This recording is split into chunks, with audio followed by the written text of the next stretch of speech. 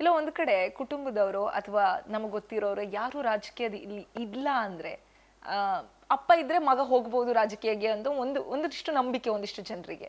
ಆದ್ರೆ ನೀವು ಯಾವುದೇ ರೀತಿ ಬ್ಯಾಕ್ಗ್ರೌಂಡ್ ಇಲ್ಲದೆ, ಯಾವುದೇ ಶ್ರೀಮಂತಿಕೆ ಇಲ್ಲದೆ, ಯಾವುದೇ ರೀತಿ ಕುಟುಂಬದವರು ಇಲ್ದೇನೆ ರಾಜಕೀಯಕ್ಕೆ ಎಂಟ್ರಿ ಆದ್ರಿ. ಅದು ಕಷ್ಟ ಅನ್ಸುತ್ತಾ ಸರ್ ಆ ಲೈಫು?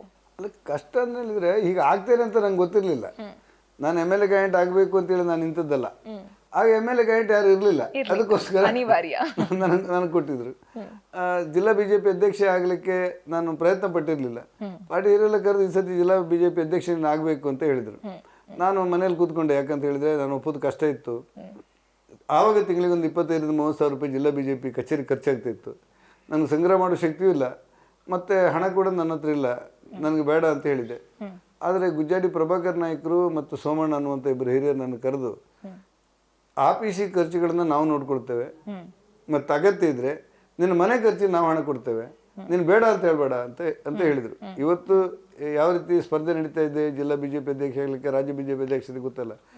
ಹಾಗಾಗಿ ಅಂಥ ಹಿರಿಯರು ನನಗೆ ಬದುಕನ್ನು ಕಟ್ಟಿಕೊಟ್ಟರು, ರಾಜಕಾರಣದ ಹೆಜ್ಜೆಗಳನ್ನು ಕಟ್ಟಿಕೊಟ್ಟರು ಅನ್ನುವ ಕಾರಣಕ್ಕೆ ನಾನು ಆಯ್ತು ಅಂತ ಒಪ್ಪಿಕೊಂಡೆ. ಆನಂತರ ಕೆಲಸ ಮಾಡಿದೆ.